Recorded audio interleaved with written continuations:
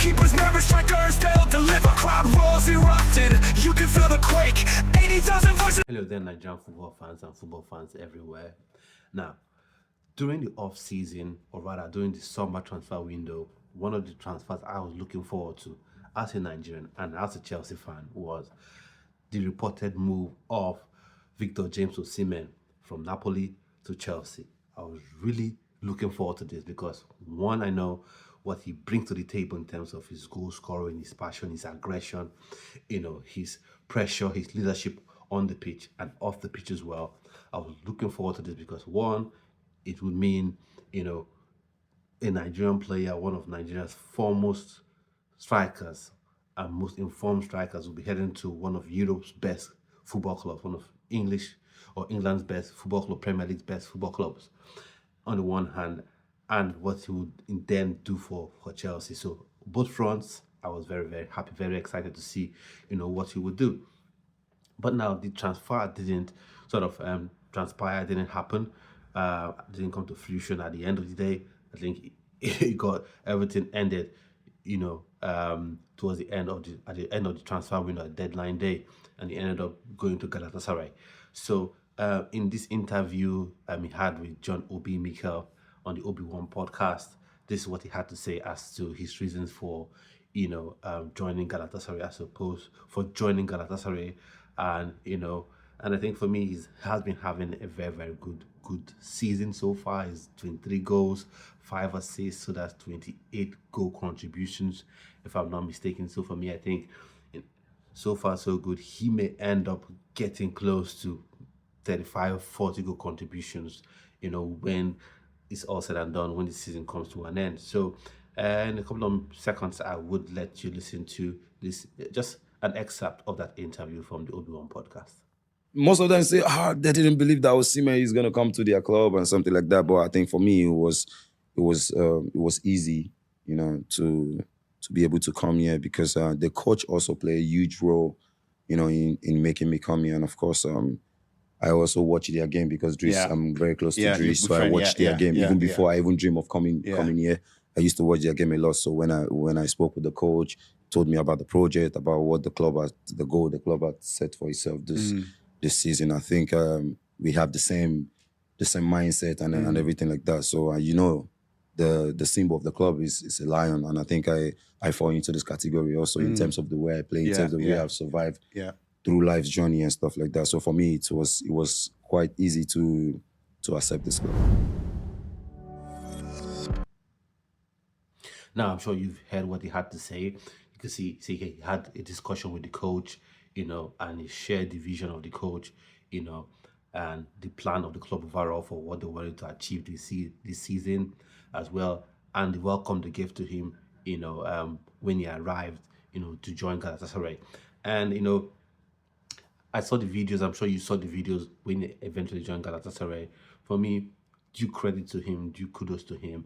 I hope he continues to score goals and create assists and just have a fantastic end of the season. When it comes towards the end of the season, I hope he and Chelsea will be able to mend fences from a Chelsea perspective, that he joins Chelsea. But even if he doesn't, I hope he gets, a well-deserved move to a top club and gets to show his skill and ability, at the top, at the top level. So happy for him. But this thing I have to say about Victor Osimhen joining Galatasaray as opposed to Chelsea and all that. Now, for me, the thing is, we as football fans, we love football. We want the best players to play for the club we support. We want the best possible players eligible to play for our country, Nigeria in this context, to play for Nigeria. That's why on this channel I keep talking about dual nationals switching to play for Nigeria, to keep talking about the NFF stepping up their game to get these players to play, for the Nigerian Super Eagles, and as well promote grassroots football to get, the likes of John Lucky, to play, to develop their talent and bring them up to a level where they can play for the Nigerian Super Eagles in future, But one thing we forget is this is a profession for these players. Now, for me, I felt the way Chelsea approached it was insulting, in my opinion.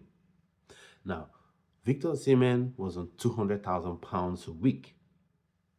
£200,000 a week. So normally what happens is each time a player is about to move to a club, to another club, usually they want double what they earn. Usually, if you're earning £10,000 a week, you want to go, usually want to see if you can get 20. Sometimes the club may even come in just to stave off all competition, go in and say, wow, we're going to make it 60 for you. We're going to make it 40 for you. We're going to triple it. We're going to quadruple it. But when it came to Victor Osimhen, the offer made by Chelsea was very insulting. I tend to wonder why. You know, when he played at Lille and left Lille, he signed for Napoli, whether it was on 30 or 40,000 pounds a week, thereabout. And then he renewed his contract with Napoli after what he's done for the club, after helping them win their first Scudetto in over 3 decades. He renewed contract, he got 200 and something thousand, 200,000 plus pounds a week. Now, Chelsea came, you want to sign a player, and then you begin to tell him to take wage cuts.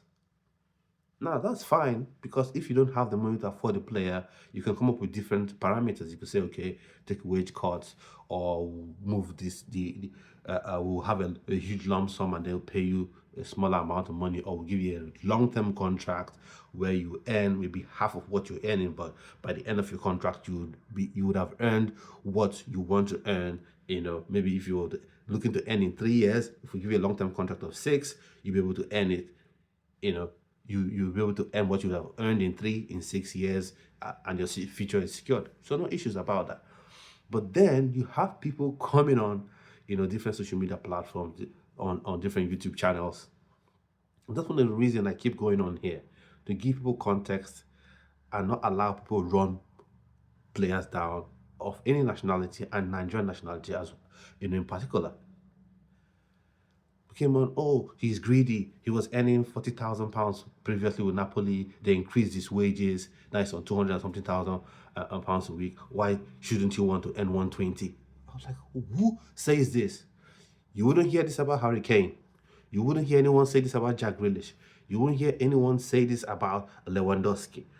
You won't hear anyone say this about Erling Haaland. Erling Haaland, he's on 500,000 pounds a week. If Real Madrid wants to sign him, they have to reduce. He has to go back to what he was earning at Molde or Salzburg or at Dortmund. No one ever says that but when it comes to certain players, you want to bring that gimmick. You want to bring that gimmick on. So many people that call themselves Chelsea fans, they came up with that as well, and some Nigerians as well came on. Oh, he's too greedy. Why should he's acting like he's too high? No, he's achieved what he's achieved. He's at the level he's at.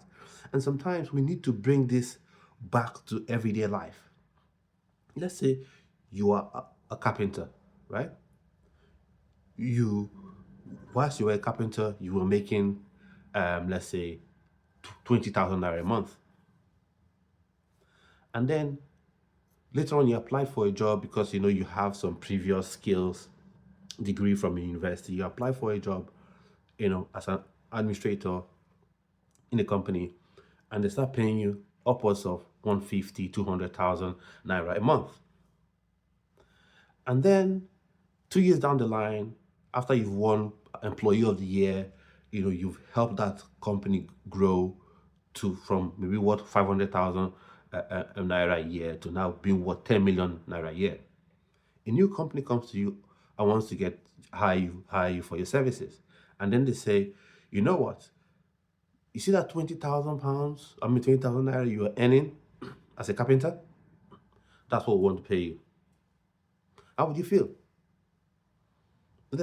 How would you feel? Let's take you back 3 years to what you were earning. Let's take you back to all, where you started from. Let's take you back there. Let's not value you on what you earn at the minute.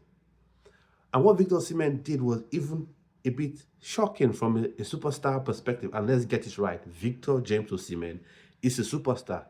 If you choose to believe it, that's good for you. If you don't choose to believe it, then get your head on straight. You choose to say, I'm not even looking for an increment. Just give me what I'm earning at the minute.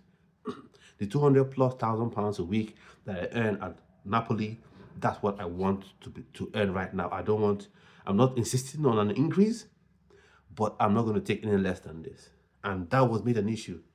Oh, why does he want to end what he's earning now? He's a mercenary.